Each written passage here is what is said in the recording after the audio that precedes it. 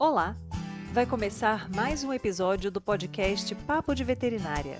Eu sou Thaís Rocha e uma vez por semana eu converso com profissionais da medicina veterinária sobre trajetória e escolhas que moldaram sua carreira. Esse episódio foi gravado pela plataforma Zoom em 29 de abril de 2021 e a entrevista está publicada no canal do YouTube Papo de Veterinária.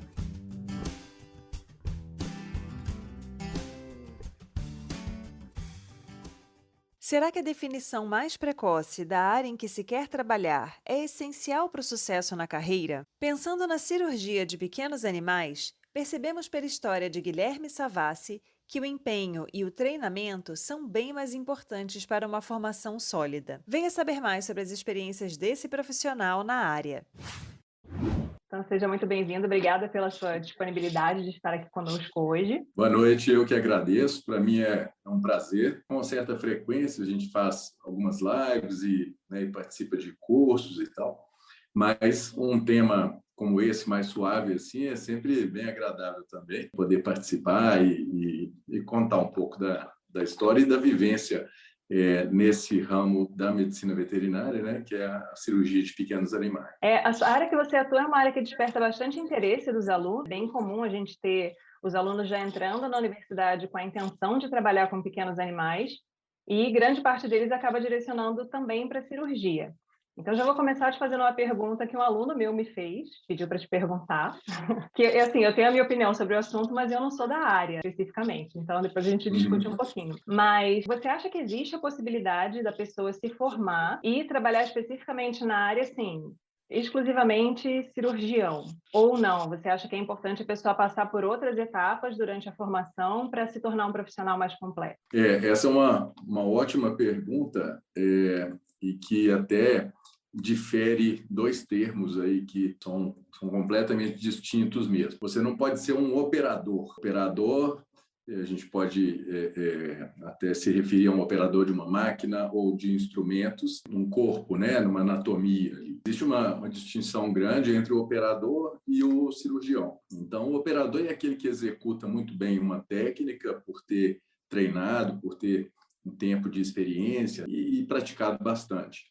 O cirurgião, ele precisa, é fundamental que ele tenha uma experiência clínica também, principalmente na clínica cirúrgica, porque existe até um ditado de um cirurgião inglês, né, que Henry Marsh, esse cirurgião que agora está aposentado, mas ele dizia que o cirurgião demora 3 meses para aprender a fazer uma cirurgia, 3 anos para saber quando indicar essa cirurgia e 30 anos para saber quando não indicar. Então, se agora há pouco, antes de vir para casa, eu estava atendendo atendi 2 pacientes com ruptura do ligamento cruzado. Uma cachorrinha de 14 anos e já bem idosa, com comorbidades e tal, e uma outra de 3 anos, uma bulldog francesa, mas extremamente elétrica, né, com muita energia e com a vida toda pela frente. Então, não só a decisão por operar ou não, ou fazer um tratamento conservador, mas também por qual técnica optar, né? Isso aí a gente tem que ter bem claro, né? A experiência, na verdade, ela traz bastante essa clareza, assim, né, para a tomada de decisão.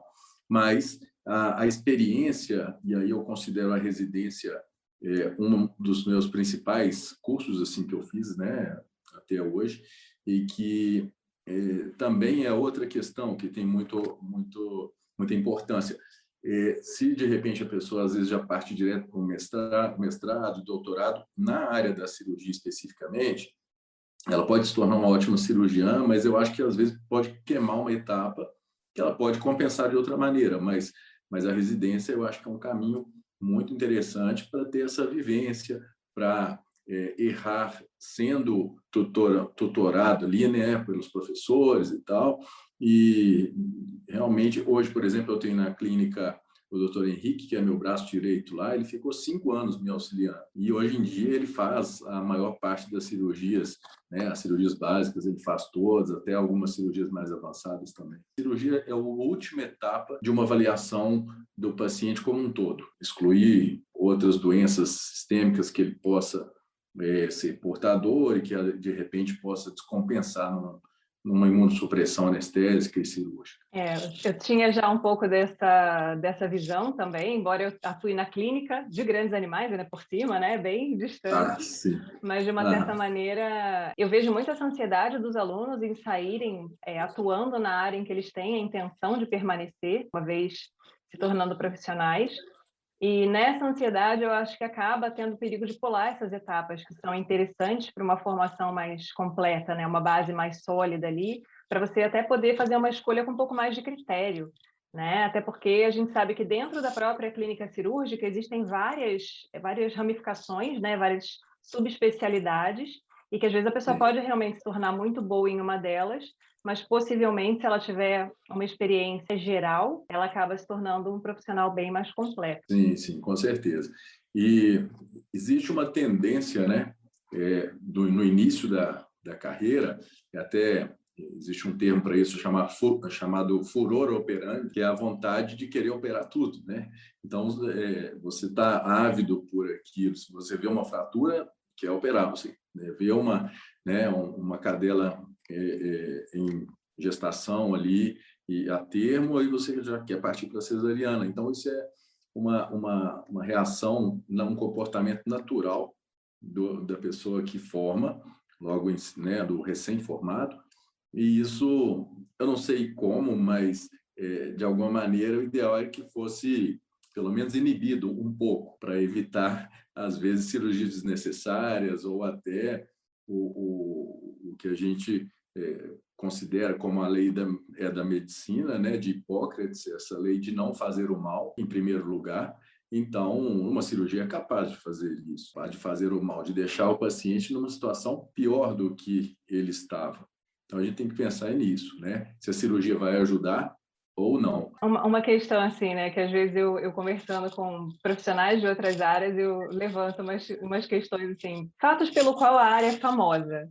E os cirurgiões habitualmente têm aquela fama, né, de o cara que vai lá, que resolve a situação e que às vezes tem conflito com outras áreas. Então, eu até brinquei quando eu conversei com a Luísa, que é anestesista, e falei, a culpa sempre é do anestesista, né? Quando o animal morre, tem algum problema, a culpa é do anestesista, né, do cirurgião. E o cirurgião em contrapartida. Você acha que é normal na área comum, na área, ter essa questão de, por muitas vezes, o cirurgião ser o profissional que vai resolver aquele caso, né, que não foi resolvido pela clínica, por exemplo? Alguns cirurgiões começarem a se achar mais importantes, mais relevantes, né, por serem aqueles que resolvem, ou não tem nada a ver, isso é lenda da área? Não, eu acho muito frequente isso mesmo, muito frequente, e característica, não posso dizer uma característica, mas uma reação que a pessoa pode ter, né, e pode desenvolver aquele comportamento, e ela tem que se policiar também em relação a isso. Eu sou muito ligado ao budismo e a humildade, né, ela tem que ser exercitada diariamente, assim.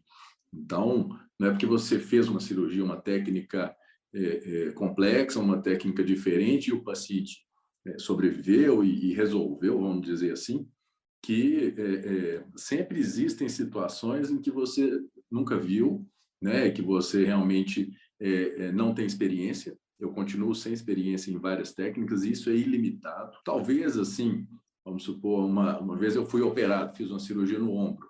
Então, o profissional que me operou, operava só o ombro. Aí fica mais fácil de cercar tudo. Mas no caso de um cirurgião geral, como eu sou, as áreas são amplas demais. E nós precisamos muito da equipe. Aí a gente entra nesse tema da interação com o anestesista, né?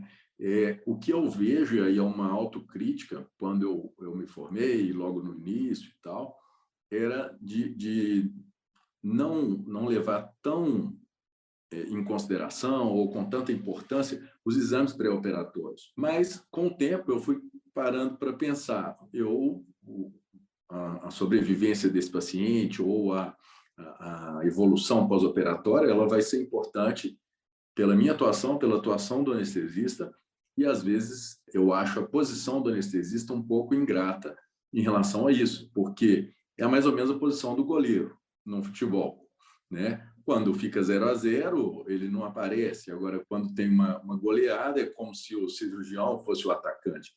E quando perde, né? Ou, no caso, perde o paciente, o goleiro deixou passar uma bola fácil, vamos dizer assim. Então, existe isso culturalmente. Lá na clínica, até hoje, todas as vezes que nós perdemos um paciente, eu mesmo que dou notícia, né? Então, isso porque realmente eu não acho que a culpa seja do anestesista. Pode acontecer acidentes anestésicos, da mesma forma pode acontecer acidentes cirúrgicos, mas a gente tem que falar em nome da equipe. E da mesma forma que na consulta da parte clínica cirúrgica, eu abordei os riscos, eu conversei sobre todas as possibilidades, eu fecho ali, né, o caso, né, eu converso com o tutor, faço uma conclusão com ele, isso é importante conversar sempre pessoalmente, e até uma tarefa difícil que a gente desenvolve uma maneira de falar e a maneira de abordar a ocorrência de um óbito, por exemplo, ou de uma complicação grave, a gente desenvolve com o tempo. E a última consideração em relação a isso é que hoje em dia, como eu trabalho todo dia com...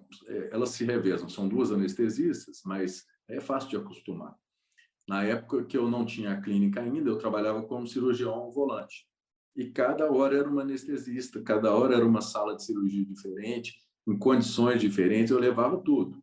Se tivesse uma mesa lá, era possível operar. Eu levava instrumental estéreo, até foco cirúrgico, levava tudo. Mas é muito cansativo, e essa questão de você não ter a confiança, não porque você acha que aquele profissional é ruim, mas você não conhece, né? Então, você opera até mais tenso um pouco, assim. Então, operar em casa, vamos dizer assim, né? Na nossa sala de cirurgia, no nosso bloco cirúrgico, isso não tem preço. É muito bom. E com a equipe que a gente está acostumado, né? Porque o momento da cirurgia, ele não precisa ser um momento tenso, obrigatoriamente.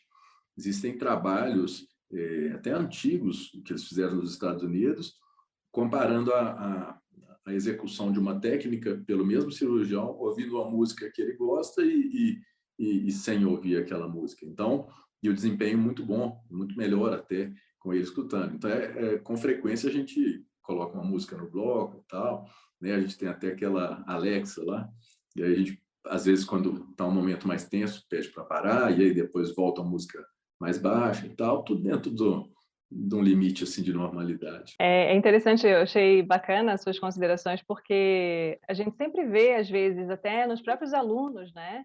Os alunos que querem ser cirurgiões, às vezes já começam a se achar durante a graduação. O cara nem se formou ainda, já está correndo a barriga. Não, eu vou ser o cara que vai resolver, eu vou ser o cara que vai operar, e eu faço, eu aconteço. E assim, eu acho que demanda uma certa maturidade, né, para cada um enxergar o seu lugar e a sua importância dentro da condução de um caso, né? Porque existem casos que são cirúrgicos de fato, existem casos que podem ser resolvidos por outros setores, existem casos que vão parar na patologia, né? Não tem muito jeito. E eu tinha um professor durante a residência que ele até brincava. Ele olhava para mim e falava assim: larga a mão disso aí, a clínica só tem duas placas, cirurgia e patologia. A clínica não resolve nada.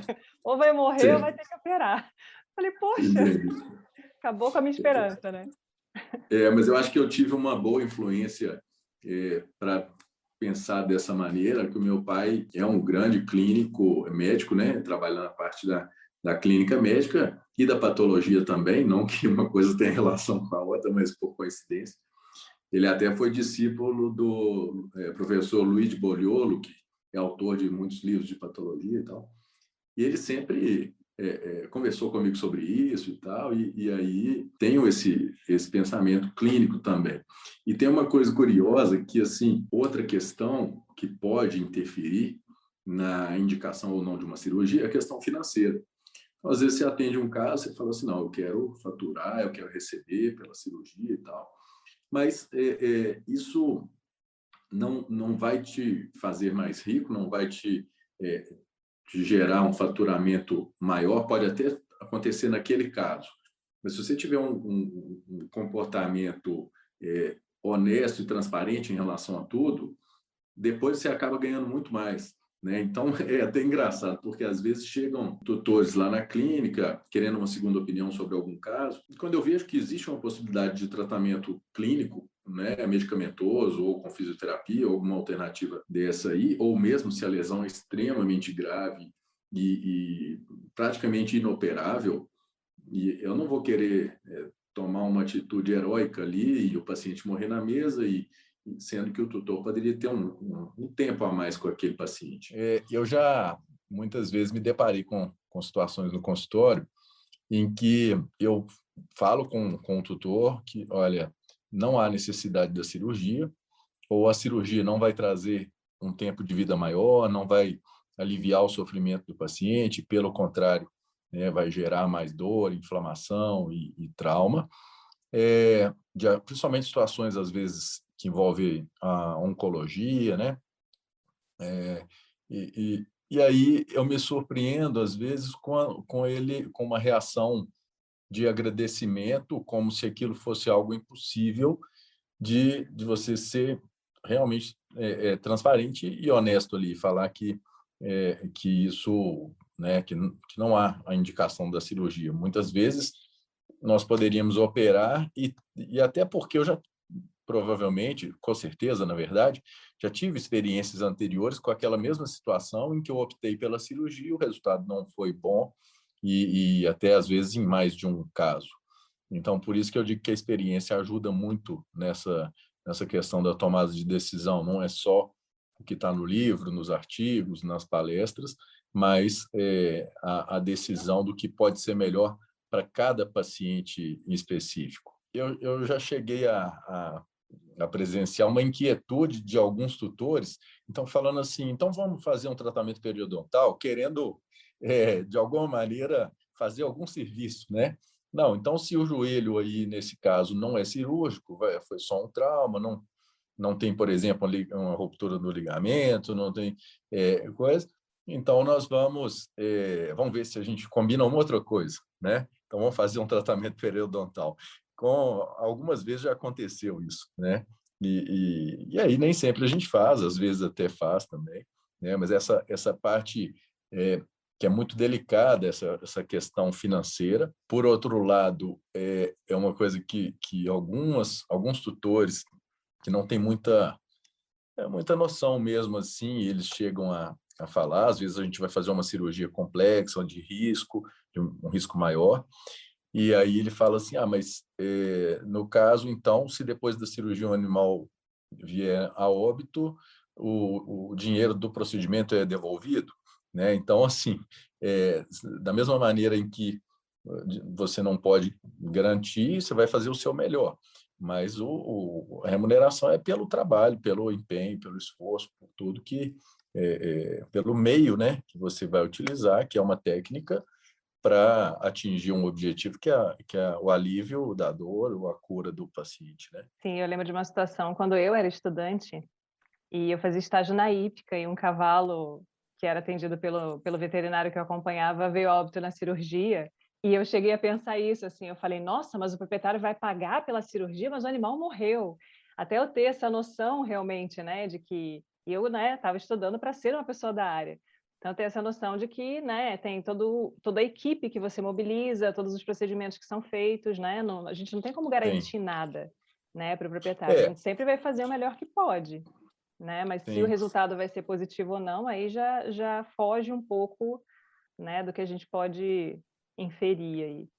Sim, é claro que depende muito também do momento, né, em que acontece o óbito. Se na indução anestésica, um paciente séptico tem uma parada e a gente não chega a operar, não vamos cobrar o procedimento, a gente cobra anestesia, tem que cobrar uma taxa de material, às vezes até um procedimento, uma tentativa de reanimação, né?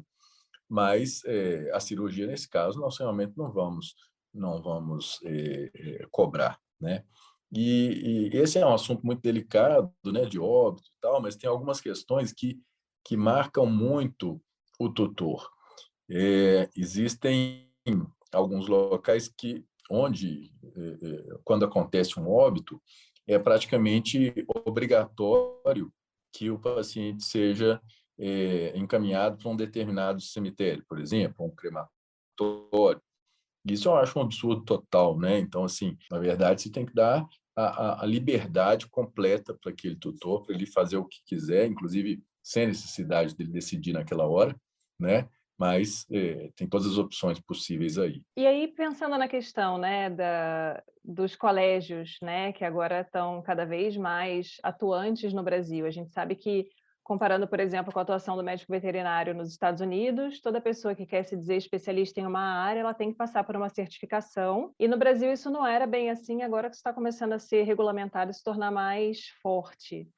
Então, na sua Sim. opinião, qual é a importância, qual é a relevância, qual é a motivação principal que diferencial traz para um profissional ser filiado a um colégio, como o Colégio, né, Brasileiro de Cirurgia e Anestesiologia? Então, é um tema bem interessante e até atual, não só no Brasil, mas para mim em particular também, porque eu estou tendo a honra, né, o prazer de estar na diretoria do Colégio Brasileiro de Cirurgia, na diretoria atual. E em relação aos títulos de especialista, é uma tendência mesmo, né, que de cada vez mais os profissionais que querem atuar numa área, isso não é obrigatório que ele tenha um título de especialista, mas quando eu fui fazer a minha prova em 2017, eu encarei como um desafio para mim mesmo, né? Independente, porque eu já tinha claro para mim que eu não iria seguir uma carreira exclusivamente acadêmica. Eu confesso que eu gosto mais da sala de cirurgia do que da sala de aula, dizendo especificamente em relação à graduação,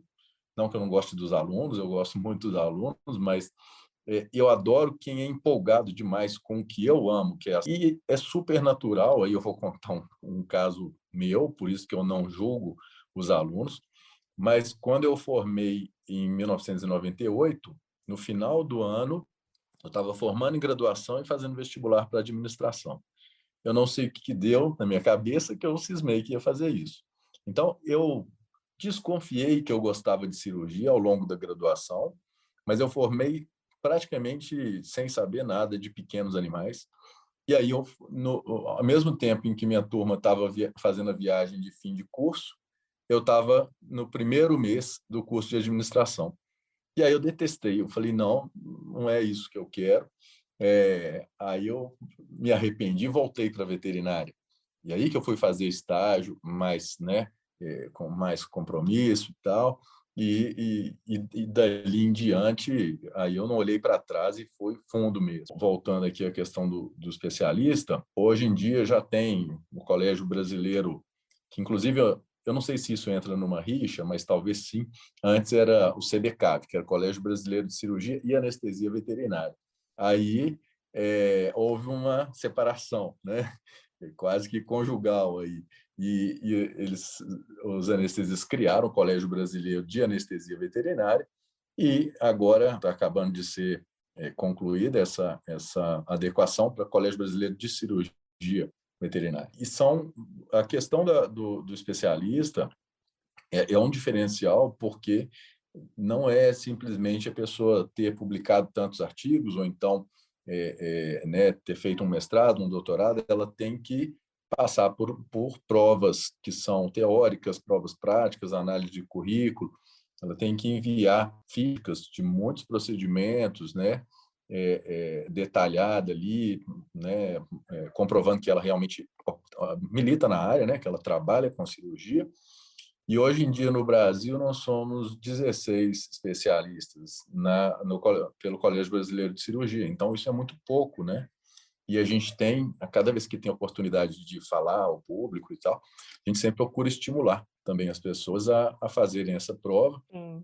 E aí, pensando na formação, porque a gente sabe que o período da graduação é um período, apesar de serem 5 anos, é um período curto para aprender tudo que a gente precisaria para entrar no mercado de trabalho se sentindo um pouco mais seguro. Todo mundo sai para o mercado de trabalho naquele pânico e desespero, né? Meu Deus, não sei nada, o que vai ser de mim? E alguns optam por fazer a residência. Os programas de residência eles são extremamente importantes. Recém-formado passar por esse período de treinamento sobre a tutela de um profissional mais experiente, seja ele um professor ou não, né? Porque aí a gente já tem opção de programas de residência em outros tipos de instituição, que não apenas as universidades. Muitas vezes os alunos procuram cursos, né, complementares para conseguirem agregar um pouco mais de experiência em algumas áreas. E a gente percebe que com a ocorrência da pandemia, né, o número de profissionais aparecendo nas redes, às vezes por mostrarem muitas coisas, né, muitas fotografias, muito acompanhamento da rotina, acaba trazendo visibilidade para alguns profissionais, e a gente tem um número de cursos sendo oferecidos aí de maneira crescente, e eu acho que às vezes é meio complicado para os alunos conseguirem filtrar o que é um curso que vale a pena, né, e que tem até uma credibilidade, e um curso que não vale. Então, pensando na sua área, qual você acha que seria o melhor critério para selecionar quais são as atividades que valem a pena em termos de formação profissional, daquelas que talvez sejam mais aquela campanha de arrecadação de dinheiro? Eu acho assim que é difícil, às vezes tem algumas instituições privadas mesmo que fazem cursos e que têm tradição, mas eu acho que o principal é ver o corpo docente, né? Quem vai dar a aula ali, se é uma pessoa que tem aí sim, né? Que tem um currículo, que tem uma experiência naquele tema e tal, porque não só para ministrar esses cursos, mas também todo profissional ele hoje em dia indica alguns especialistas, mesmo que aquele profissional não tenha um título de especialista. Por exemplo, acho que fisioterapia não existe um título de especialista no Brasil, até onde eu sei, mas a gente chama de especialistas, né? Então, vou indicar um fisioterapeuta depois de uma cirurgia ortopédica. Existem aqueles que fizeram cursos, que não necessariamente têm experiência, porque a pessoa tem que começar de alguma maneira, mas ele tem que fazer um curso né, que permita que ele vai executar bem aquele trabalho. No caso de ensinar, a responsabilidade é muito maior. Então, né, simplesmente você faz uma matrícula num curso e tudo que você tem que ter um espírito crítico, né? Você tem que questionar ou pelo menos confirmar aquela informação. E eu acho então que eu até fui convidado hoje para compor o corpo docente de uma instituição de pós-graduação que eu não conhecia. Então, da mesma maneira, eu fui me informar com essa empresa, de onde é, como é que é e tal. Então, da mesma forma que o professor ele tem que se informar para ele não representar, né, não entrar numa fria, vamos dizer assim, o aluno também. E curso à distância é muito mais difícil para você ir lá reclamar, né? Reclamar de que não teve um retorno, ou mesmo que não ficou satisfeito e tal.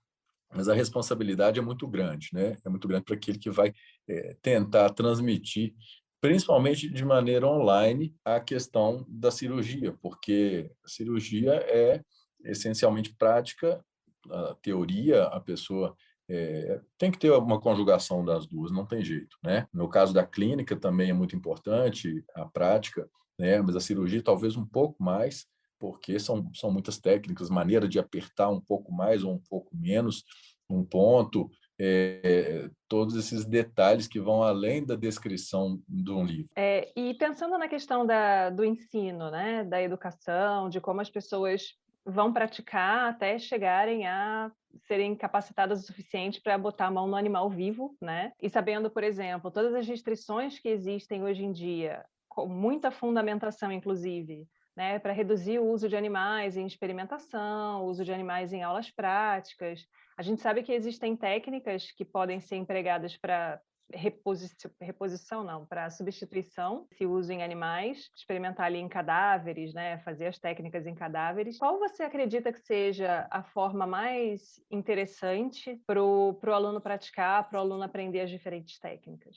Esses recursos de ensino, né? Esse ano até deve ter um encontro do Colégio Brasileiro de Cirurgia, também provavelmente deve ser virtual, mas ele trata dessas possibilidades, desses recursos. Dentro da microcirurgia, por exemplo, que me veio à cabeça aqui agora, existem várias técnicas, por exemplo, para suturar uma pétala de rosa.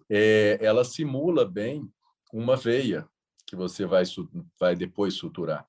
Então, o exercício de manipular um tecido delicado já te ajuda demais para depois você realmente atuar num tecido vivo, né? E não fazer daquele paciente uma experiência sua, sem nenhuma outra experiência anterior que não fosse causar mal, né, a ninguém. Então, assim, a questão de cirurgia em cadáveres, desde que autorizado pelo tutor, foi o que eu sempre fiz ao longo da vida. Então, sempre que eu tinha um procedimento, eu estava dentro da instituição, ou no mestrado, ou na residente, executava ali da mesma forma que existe a necrópsia, né, o treinamento da técnica, o ensaio da técnica num cadáver, e no dia seguinte, né, ou às vezes até no mesmo dia, você realizava aquela cirurgia de forma muito mais tranquila. Então, essa foi a experiência que eu tive assim ao longo da vida e que me ajudou demais. E outra questão que eu volto a reforçar aqui é que eu considero que para ser um bom cirurgião, não estou dizendo, falando de mim não, mas é o que eu penso sobre o objetivo, que é alcançar, né, ser um bom cirurgião.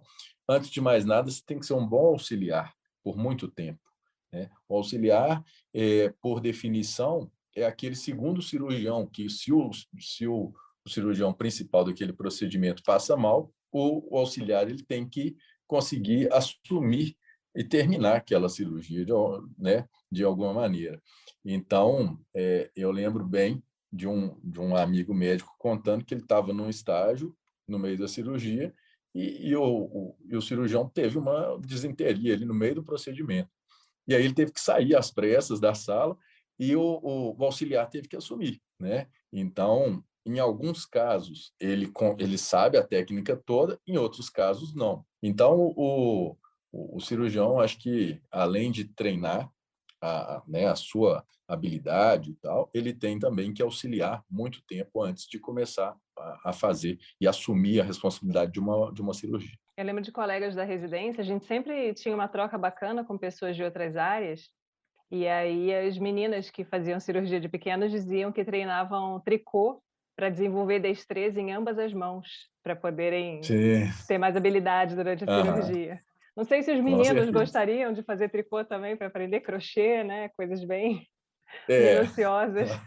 E aí, Guilherme, o que que você teria a sugerir para pessoas que estão querendo atuar na área em termos de outras possibilidades até de formação, além de residência, né? A questão da pós-graduação, você já comentou que você acha mais interessante ela vir depois de uma residência, até pela oportunidade prática que a residência representa.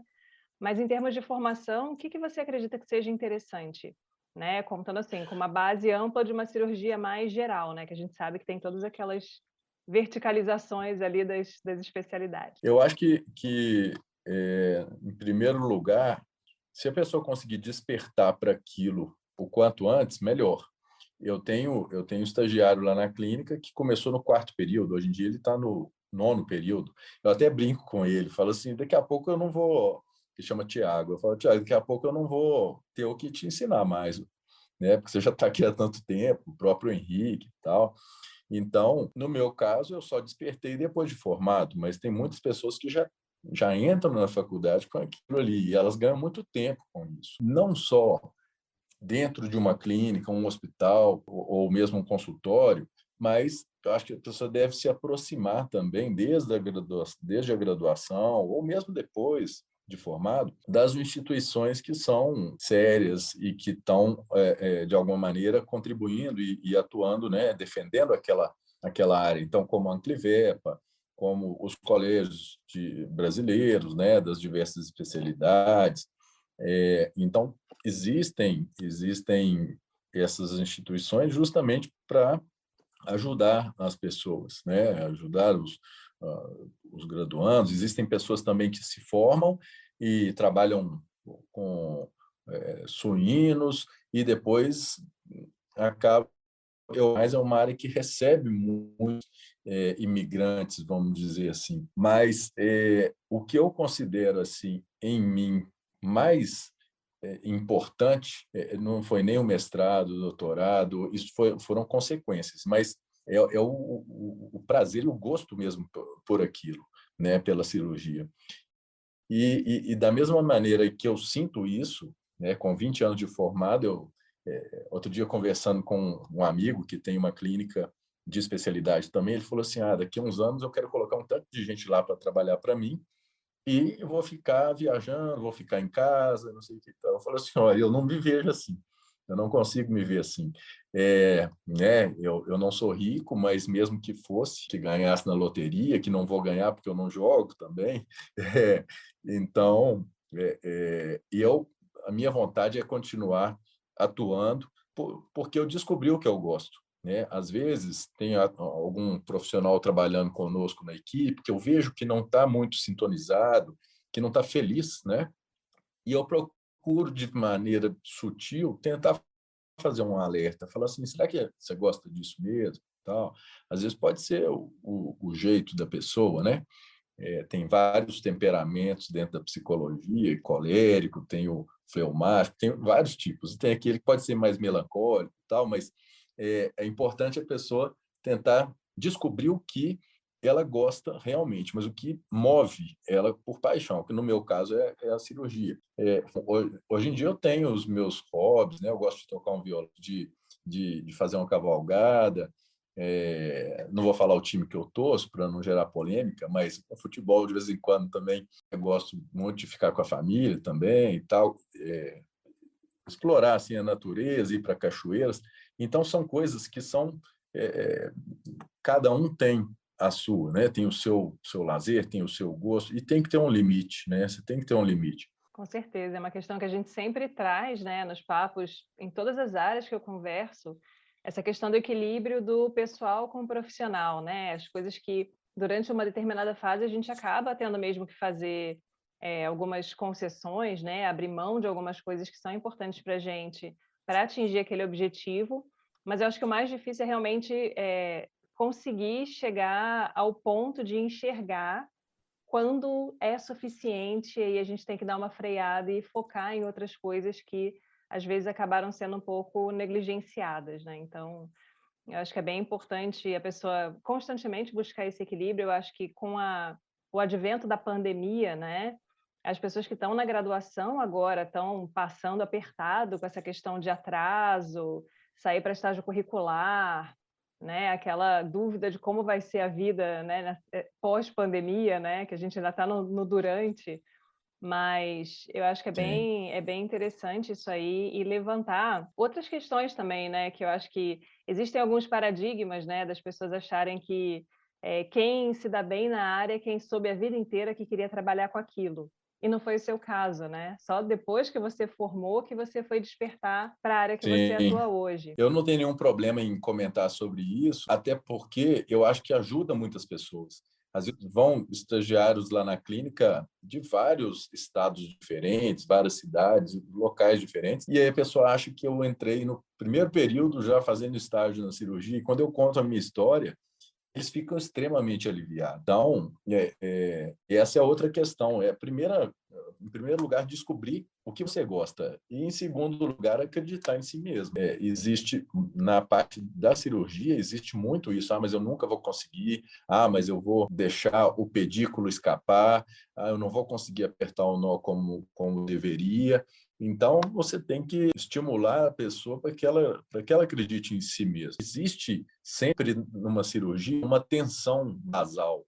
Ela é importante para você não ser negligente, mas ao mesmo tempo ela não pode te dominar, né? Ela não pode te assustar, não pode te prender. Você tem que ter aquela tensão que é a preocupação de estar fazendo tudo certo, de conferir as coisas várias e várias vezes para que tudo corra bem e você não esqueça uma pinça na barriga do paciente, por exemplo, coisas assim que se você pensar uma vez, você acha um absurdo, mas você pensa em quantas vezes você vai fazer aquilo, aí a chance já aumenta um pouco. Então, essa metodologia de trabalho, né, seguir os passos sempre ali naquela rotina, que no meu ponto de vista não é um termo ruim, né? Rotina para mim é bom, né? Eu gosto da rotina do meu trabalho porque me agrada bastante. Sim, com certeza. E aproveitando que você tocou em rotina, conta aí pra gente como é que é um dia, lógico que, né, cirurgião, cada dia é uma novidade, não tem, né, toda segunda é ovariosterectomia, toda terça é ortopédico, mas como é que é um dia típico de trabalho para você? Como é que você, nesse ponto da sua carreira, organiza a sua rotina de trabalho? A rotina, né, como eu falei, é um termo que, no nosso caso, é bem variável, que a gente trabalha com cirurgia e emergências de todos os tipos, mas lá na clínica nós não optamos por não fazer vacinação, não atendemos pacientes com doenças infecto-contagiosas, e essa triagem é feita às vezes até pelo telefone mesmo, porque se nós fazemos cirurgias de problemas congênitos, um paciente com PDA, por exemplo, com 3, 4 meses de idade, que não tem sistema de imunização, né, não tem uma imunização adequada ainda, eu não quero submetê-lo a um risco de contrair uma parvovirose, uma sinomose, o que for, né? Vários e vários colegas já falaram, não, passa a atender também essas doenças e fazer vacinação também e tal, mas eu reluto e continuarei assim relutando por esses 20 anos, falando assim, não, aqui eu trabalho só com cirurgia e emergência. Na parte da manhã, nós fazemos as cirurgias e aí, dependendo da cirurgia que tem, eu começo a atender às 14 ou 15 horas, né? E aí eu vou fazer os atendimentos de consultas e retornos. As cirurgias programadas a gente faz de segunda a sexta, mas cirurgias de urgência em qualquer momento, né? E aí nós temos outros cirurgiões também que fazem procedimentos, mas, vamos supor, quando aparece um gato com um trombo na aorta, por exemplo, é uma cirurgia muito específica, uma cirurgia vascular, e que a gente tem que operar em até 6 horas, é o ideal, depois que esse trombo desce do coração e para ali na trifurcação da aorta. Então, nesse caso, eu tenho que ir de madrugada, não tem jeito. Em muitas situações, quando tem, por exemplo, procedimentos extremamente complexos e com tempo de duração indefinido, às vezes a gente reserva aquela manhã só para aquele tipo de cirurgia, e aí eu entro mais ainda na questão do cirurgião como anestesista, mas num efeito contrário, no sentido de valorizar o anestesista. Como a gente sabe que muitas cirurgias demandam demais do anestesista, dele puxar drogas, monitorar, fazer uma ventilação e tudo. Então, em muitos procedimentos, a gente trabalha com as duas anestesistas juntas e remunera as duas anestesistas para anestesiar um único paciente. Então, essa é outra questão que eu procuro prezar muito, porque senão a gente já pode acabar perdendo um paciente, sendo que ele teria mais chances com uma equipe maior, né? Então, basicamente, de segunda a sexta, a gente trabalha assim, né? E eu procuro na equipe ter também boas pessoas, assim, de convivência fácil e tal, não simplesmente profissionais que sabem bem a parte técnica, e isso tem feito a nossa rotina muito agradável, assim, né? Então, é muito descontraído o trabalho e as coisas fluem melhor dessa maneira. Essa questão da convivência é extremamente importante, né? Principalmente quando você monta uma Sim. equipe ali relativamente fixa, às vezes, né? E tem que ter realmente uma boa interação entre pessoas, senão o trabalho não vai sair da mesma forma, né? Não tem nem como. Sim, exatamente. Eu também penso assim. Então, muito obrigada pela sua disponibilidade, por vir aqui contar a sua história, contar um pouco da sua trajetória profissional e deixar aí várias dicas preciosíssimas para quem quer atuar na área. Tá, joia. Eu que agradeço muito pelo convite, foi um prazer, tá? Pode contar comigo, né? Sempre que quiser, eu estou à disposição. E não só você, como também os outros alunos, né? Ou pessoas que tenham alguma ligação com a cirurgia de pequenos animais, que eu estou aí à disposição no que puder ajudar. E aproveito aqui também para reforçar a questão do Colégio Brasileiro de Cirurgia, que é uma instituição muito legal assim para o pessoal procurar. A gente está agora já programando o primeiro evento, que vai ser um evento, inclusive, gratuito do colégio, com o intuito de trazer o pessoal mesmo para estudar a cirurgia, para evoluir na ciência e ver, para que a gente possa ver crescer e avançar cada vez mais a área que a gente tanto gosta aí que é o nosso trabalho. Este foi o Papo de Veterinária. Obrigada por ficar conosco até aqui. E não esqueça de compartilhar com seus colegas que também gostariam de saber mais sobre a profissão. Toda quarta-feira temos vídeos novos no youtube.com/papo de veterinária. E às segundas-feiras estarei aqui com vocês para mais um episódio. Até lá!